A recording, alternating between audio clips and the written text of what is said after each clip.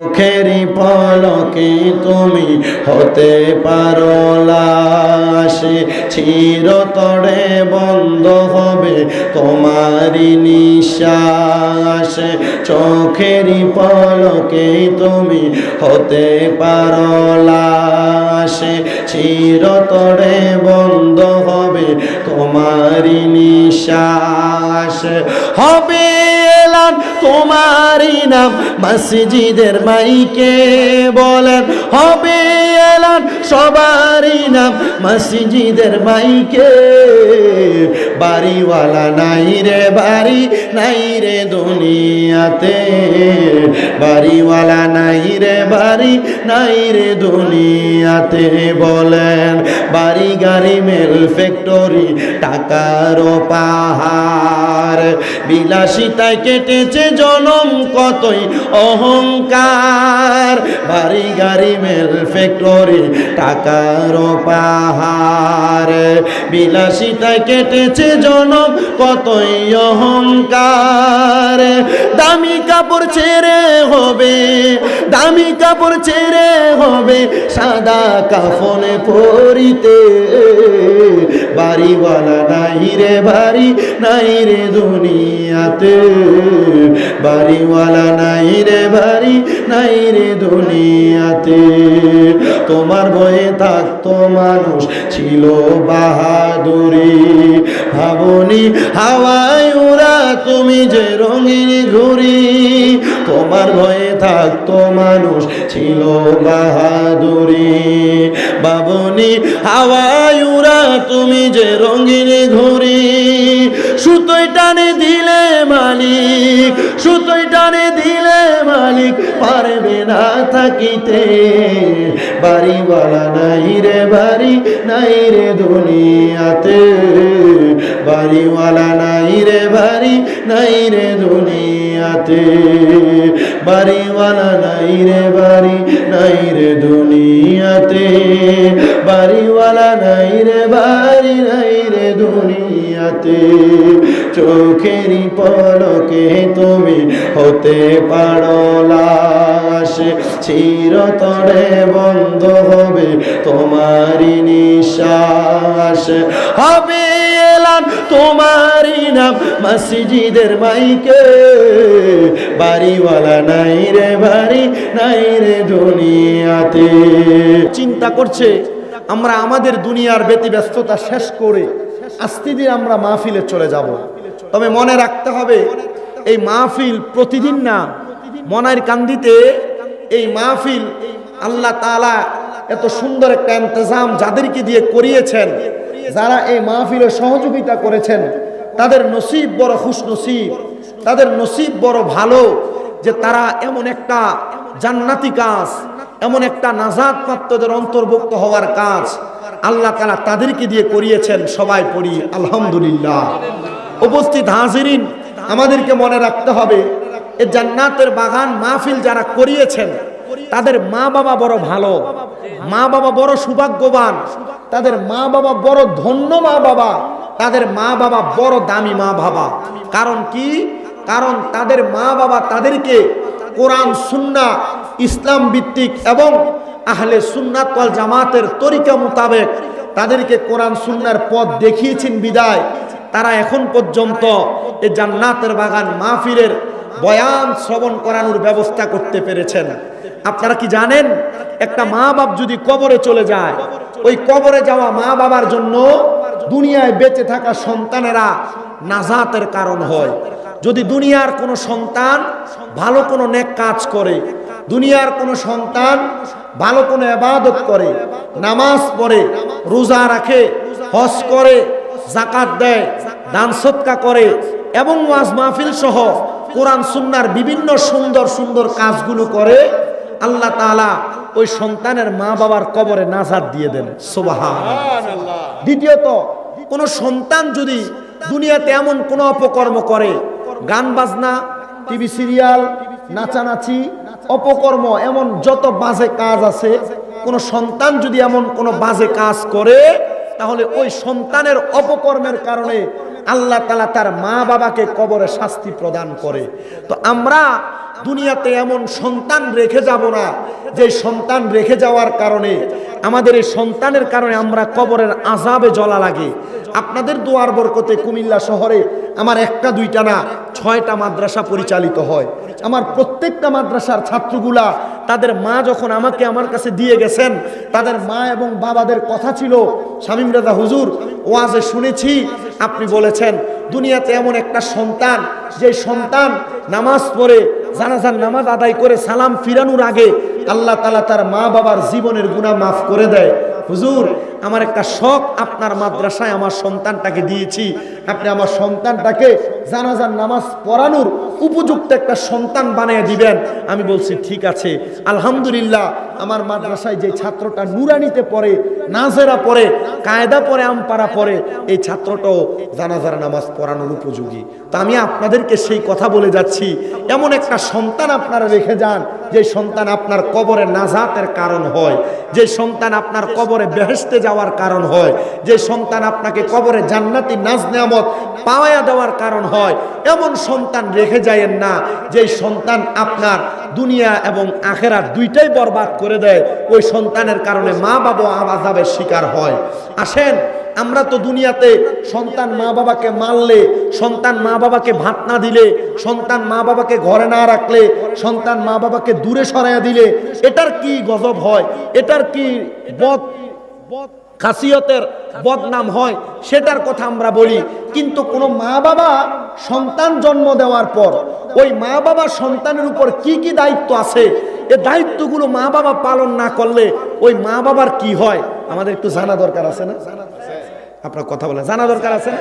মনে করেন আপনি মনে করতেছেন আপনি আপনার সন্তানের বাবা, আপনি আপনার সন্তানের মা, আপনি সন্তান জন্ম দিয়েছেন, মনে হয় আপনার দায়িত্ব শেষ।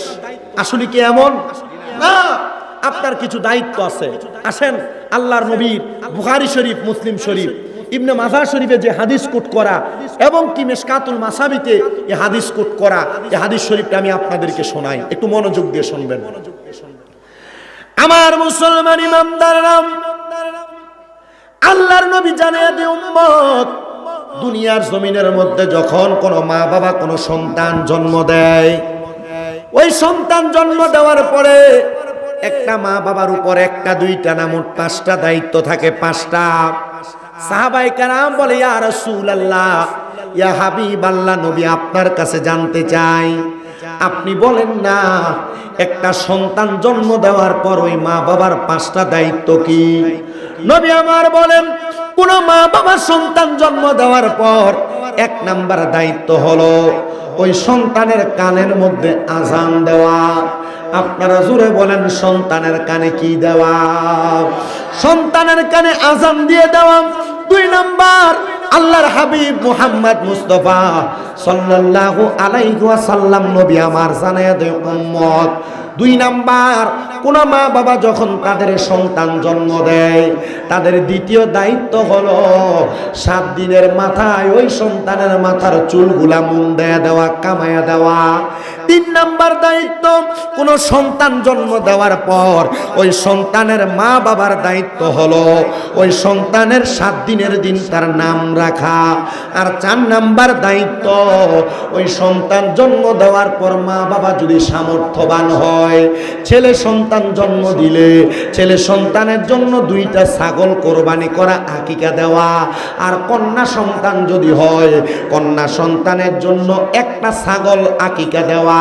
এটা তার মা বাবার দায়িত্ব। ইয়া রাসূলুল্লাহ, ইয়া হাবিবাল্লাহ, নবী আপনার কাছে আমরা জানতে চাই, আপনি বলেন না ওই মা বাবার দায়িত্বটা কি এটার মধ্যে সীমাবদ্ধ? নবী আমার বলে না, যখন কোনো মা বাবা তাদের সন্তানের পক্ষ থেকে আকিকা দেয়, ওই আকিকার মাধ্যমে দম দেওয়ার কারণে রক্তগুলা যে প্রবাহিত হয়, ওই রক্ত প্রবাহিত হওয়ার মাধ্যমে আল্লাহ তাআলা ওই নবজাতক সন্তানকে রোগ মুক্তি দান করে পড়েন সুবহানাল্লাহ। এ আমার মনের কান্দির বাবা, আপনাদের সবার কাছে আমি একটা করজোরে আবদার জানাই, আপনাদের যাদের সন্তান জন্মগ্রহণ করেছে আপনারা আপনারা যারা এখনো পর্যন্ত সন্তানের আকিকা দেন নাই, আমি বলবো আপনারা মা বাবার দায়িত্ব হিসেবে আপনারা আপনাদের সন্তানের আকিকা প্রদান করে দিবেন। দেখবেন ছোট বাচ্চা জন্ম নিয়েছে, 2 দিন 5 দিন 7 দিন 1 মাস যায় নাই, প্রতি সপ্তাহে সপ্তাহে ডাক্তার কাছে নিয়ে যায়।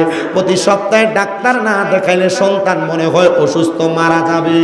ও বাবা, কোনো মুসলমান যদি তাদের সন্তানের আকিকা আদায় করে তাহলে ওই সন্তান রোগ থেকে হেফাজতে থাকে। তাহলে আমরা মা বাবা হিসেবে আমাদের দায়িত্ব, আমরা যেন আমাদের সন্তান জন্ম নেওয়ার পর ছেলে হলে 2টা ছাগল আর মেয়ে হলে 1টা ছাগল আমরা আকিকা প্রদান করি। ইয়া রাসূলুল্লাহ, ইয়া হাবিবাল্লাহ, নবীজি আপনার কাছে জানতে চাই, আপনি বলেন না আর কোন দায়িত্ব আছে? নবী আমার বলেন 5 নাম্বার দায়িত্ব কোন সন্তানকে মা বাবা জন্ম দেওয়ার পর ওই মা বাবার 5 নাম্বার দায়িত্ব হলো ওই সন্তানটাকে কোরআন শিক্ষা গ্রহণ করানো।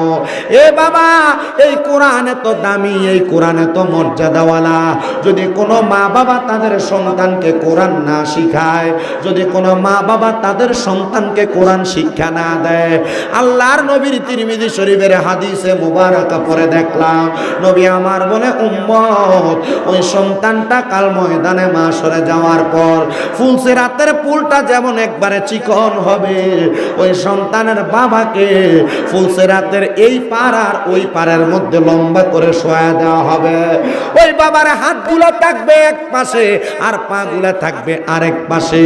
তখন সন্তানকে বলা হবে, সন্তান তুমি কোরআন তেলাওয়াত করো।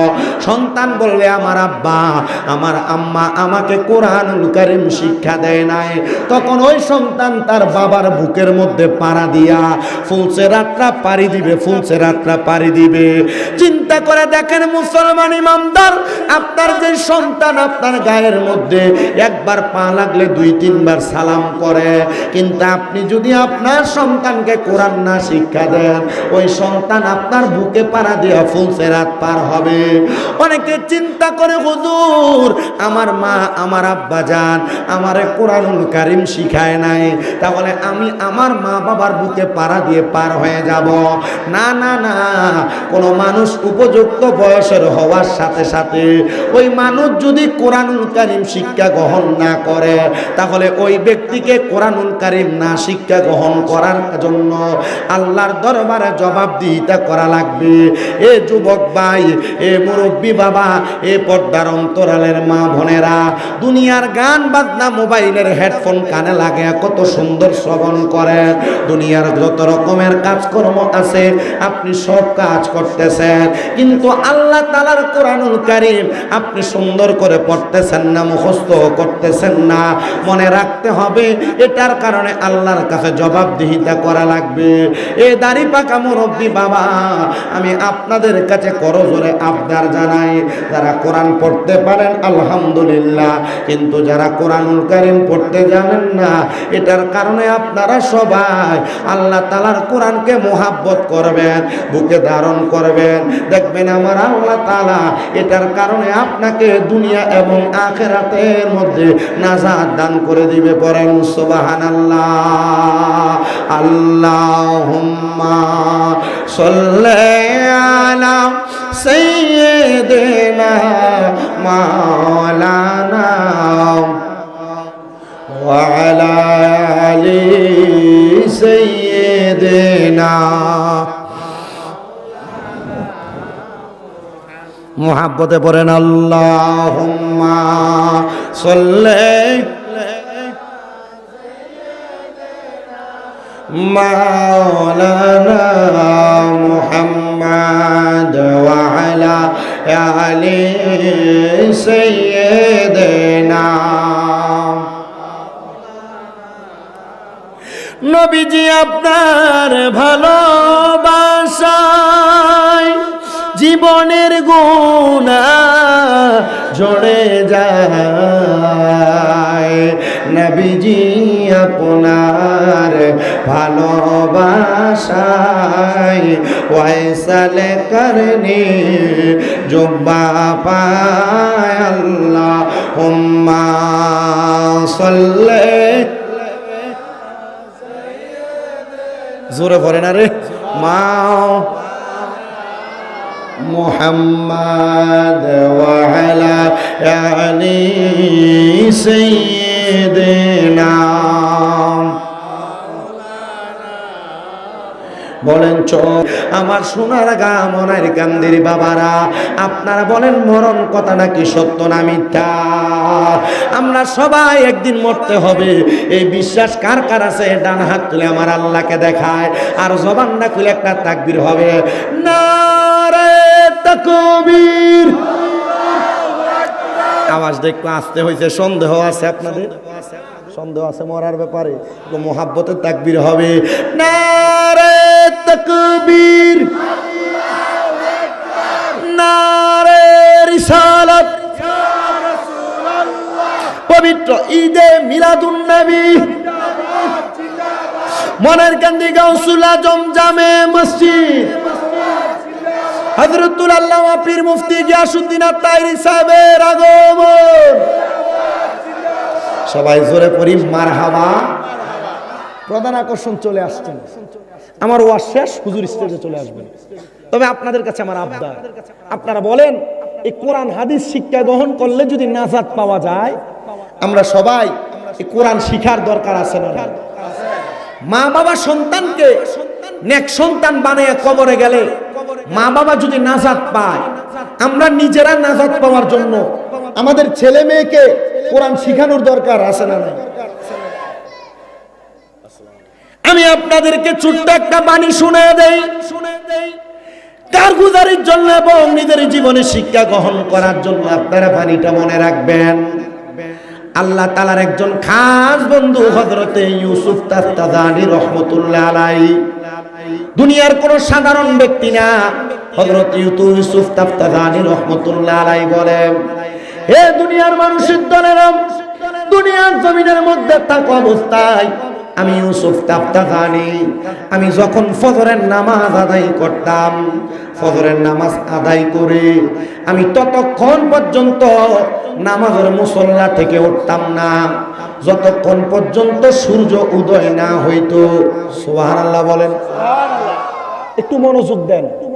ইউসুফ তাফতাজানি রহমাতুল্লাহ আলাইহি তিনি বলেন, আমি ততক্ষণ পর্যন্ত নামাজের মুসল্লা থেকে উঠতাম না, কতক্ষণ? যতক্ষণ না সূর্য উদয় হইতো। হযরত ইউসুফ তাফতাজানি, আপনি সূর্য উদয় হওয়া পর্যন্ত নামাজের বিছানার মধ্যে আপনি কি করতেন? আমরা তো নামাজ আদায় করি, মুরগি যেভাবে ঠোকর দিয়ে দিয়ে আদার খায়, আমরা রুকু আর সিজদা এমন তাড়াতাড়ি করে করি, কিন্তু যারা আল্লাহর খাস নেককার বান্দা, আল্লাহর ওলি, তিনারা কিন্তু এমন তাড়াহুড়া করে নামাজ আদায় করতেন না। তিনাদের নামাজ ছিল খোদাবিতিওয়ালা নামাজ। তিনারা যখন নামাজ আদায় করতেন আমার আল্লাহর সাথে কথা বলতেন। বলেন সুবহানাল্লাহ। হযরত ইউসুফ তাফতাজানি বলেন, এ দুনিয়ার মানুষ, আমি নামাজ আদায় করে সূর্য উদয় হওয়া পর্যন্ত অপেক্ষা করতাম, কারণ আমার নবীও অপেক্ষা করতেন। মেশকাতুল মাসাবির বাবু সলাতের মধ্যে আমার নবীজির ফজরের নামাজের ব্যাপারে হাদিস বর্ণনা করেন। নবী আমার বলেন, আমি নবী ততক্ষণ পর্যন্ত ফজরের নামাজ পড়ে নামাজের মুসল্লা থেকে উঠতাম না যতক্ষণ পর্যন্ত সূর্য উদয় না হতো। সূর্য উদয় হওয়ার পর আমার নবী 2 রাকাত নামাজ আদায় করতেন, যেই নামাজটা আমরা চাষতের নামাজ অথবা দোহারের নামাজ হিসেবে জানি। নবী আমার 2 রাকাত নামাজ আদায় করে তারপরে বিছানা থেকে উঠতেন।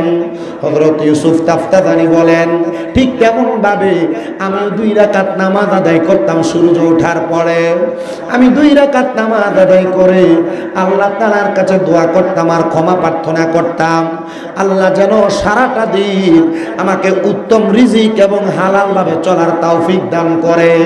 আর আমি ইউসুফ তাফতাজানির দ্বারা যেন আমার দ্বারা কোনো মানুষের কষ্ট আর ক্ষতি না হয়। এ নারায়ণগঞ্জের সোনারগাঁওয়ের মনার কান্দি সুন্নি সমাবেশ ওয়াজ মাহফিলের বাবারা, বন্ধুরা, আমরা বাঙালি যারা, আমরা চিন্তা করি আমরা ঘর থেকে বের হব, কার পকেট থেকে আমরা 500-1000 টাকা মেরে আমরা নিজেরা পয়সাওয়ালা হব, আমরা সম্পদওয়ালা হব। আর যারা আল্লাহর নেককার বলি, নেককার বান্দা, তাদের এমন একটা খাসিয়ত ছিল, তারা নামাজ আদায় করে আল্লাহর দরবারে দোয়া করতেন, গো আল্লাহ আমার দ্বারা যেন কোনো মানুষের ক্ষতি না হয়, আমার দ্বারা যেন কোনো মানুষ কষ্ট না পায়। ও বন্ধু, সেই বন্ধু ওলিদের, যে আল্লাহর খাস বন্ধুদের এমন খাসিয়ত ছিল, বাংলাদেশে কিছুদিন আগে ওই আল্লাহর ওলিদের মাজারের উপর হামলার আক্রমণ করা হয়েছিল। কিন্তু বাংলাদেশের সুশীল সমাজের কত মানুষ আছে, বাংলাদেশের মুফতি বাংলায় কথা বলে, বাংলাদেশের বিভিন্ন জায়গায় নাচ গানে হামলা করলে কথা বলে, কিন্তু আল্লাহর ওলিদের মাজারে হামলা করেছে ওই বিয়াদ্দবেরা কোনো কথা বলে নাই। তার মানে বোঝা যায় ডাল মে কুছ কালা হে, এটার ভিতরে কোনো লটর পটর আছে, এই জন্য আল্লাহর ওলির মাজার ভাঙ্গা নিয়ে তারা কোনো কথা বলে নাই। মনে রাখতে হবে, গান বাজনার ভিতরে আঘাত আসলে, মিছিল মিটিং এ আঘাত আসলে যাদের গা জ্বলে, আর আল্লাহর ওলির মাজারের মধ্যে আঘাত আসাতে যাদের গা জ্বলে নাই, এরা মুসলমান না, এরা মুনাফিক, এরা বেঈমান। আল্লাহর ওলিদের ব্যাপারে বাজে মন্তব্য করা, আল্লাহর ওলির মাজারের মধ্যে হামলা করা, আক্রমণ করা, এটা ভালো খাসিয়ত না, এটা বদ খাসিয়ত। কি খাসিয়ত? এটা বদ খাসিয়ত। কেমন বদ খাসিয়ত? ছোট বাচ্চারা যখন খেলা করে, আমাদের এদিকে এটাকে বালুবাতি খেলা বলে, বাচ্চারা বালু দিয়ে ঘর বানায়, বালু দিয়ে প্যাক দিয়ে দেখবেন ডেক বানায়, ডেক্সি বানায় না? এই 10-15টা বাচ্চার মধ্যে একটা বাচ্চা থাকে খুব দুষ্ট, যে বাচ্চাটা যে মনে করেন 5 জনের খেলার মাঝখানে কিছু ধুলাবালি মেরা দেয় অথবা পাড়ায় এগুলা সব ভাঙা দেয়, আছে না? এটারে কি বলেন আপনারা? দুষ্ট। এই বাংলাদেশের সোনার সংসার সাজাইছেন আল্লাহর ওলিরা, কথা বলে না কেন? আপনারা শাহজালাল ইয়ামিনী আইসা আমরার পরনের ধুতি খুললে আমরার লুঙ্গি পরাইছে, কথা বলে না কেন? নারায়ণগঞ্জে বড় বড় আল্লাহর ওলি নাই? ঢাকা শহরে বড় বড় আল্লাহর ওলি নাই? চট্টগ্রামে বড় বড় আল্লাহর ওলি নাই? সোনার বাংলাদেশের প্রত্যেকটা জেলায় জেলায় এক একজন করে আল্লাহর বড় কুতুব নাই? এই কুতুবরা বাংলাদেশকে সাজাইছে, ওই মাঝখান দিয়ে আইসা বাচ্চাদের খেলনারে পাড়াইয়াতে ভাঙ্গা দেয়, এটারে বলে দুষ্ট। আর বাংলাদেশে আল্লাহর ওলিদেরকে 5 আগস্টের পরে যারা ওলিদের মাজার ভাঙছে, এরাও তেমন দুষ্ট, এরা বেঈমান, এরা নাফরমান, এরা মুসলমান হতে পারে না। আপনাদের কাছে করজোড়ে আবদার করি, আউলিয়া কেরামের দরবার কেউ ছাড়বেন না। আউলিয়া কেরামের দরবারের অনুসারী হবেন। আউলিয়া কেরামের দরবারে আপনাকে কোরআন সুন্নাহ মোতাবেক যে হক দিক দেখায়, আপনি সেগুলো মানবেন। কথা বলেন, কোরআন সুন্নাহর বহির্ভূত কোনো কাজ আমি বলবো হারাম। কোরআন সুন্নাহ বহির্ভূত কোনো কাজ করে আমি বলবো সেখান থেকে দূরে যান। যে আল্লাহর ওলির দরবারে কোরআন সুন্নাহ মোতাবেক আপনাকে চলার পথ দেখায়, আপনি সেভাবে চলবেন। রাজি আছেন না? নাই? কারণ এই এলাকার মসজিদের নাম গৌসুল আজম মসজিদ। মারহাবা পড়েন না? গৌসুল আজম কে জানেন? যিনি মায়ের গর্ভ থেকে ওলি হয়ে বের হয়েছেন। মারহাবা পড়েন না? গৌসুল আজম কে? যিনি মায়ের গর্ভ থেকে 18 পারা কোরআন মুখস্থ করে দুনিয়াতে আসছেন। গৌসুল আজম কে? যে গৌসুল আজম মায়ের গর্ভ থেকে মায়ের ইজ্জত রক্ষা করেছেন। গৌসুল আজম কে? যিনি দুনিয়াতে আসার পর অল্প বয়সে ডাকাত সর্দারকে ওলি বানাইছেন। গৌসুল আজম কে? যিনার দরবারে চোর আইসা কুতুব হয়ে গেছে। গৌসুল আজম কে? যিনি মাত্র 11 বছর বয়সে মুফতি হয়ে গেছেন। গৌসুল আজম কে? যিনি ওনার কোরআন সুন্নাহর এলেমের বহরতা দিয়া মানুষকে হেদায়েতের পথে ডাকছে।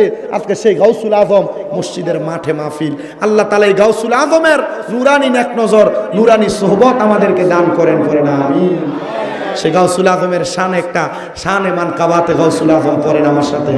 ওলিদের ওলি যিনি গাউসুল আজম জিলানী, ওলিদের ওলি যিনি গাউসুল আজম জিলানী, বাগদাদে জন্ম কুতুবে রাব্বানী, বলেন বাগদাদে জন্ম কুতুবে। আপনাদেরকে আল্লাহর ওলির শান পড়তে অসুবিধা হয়?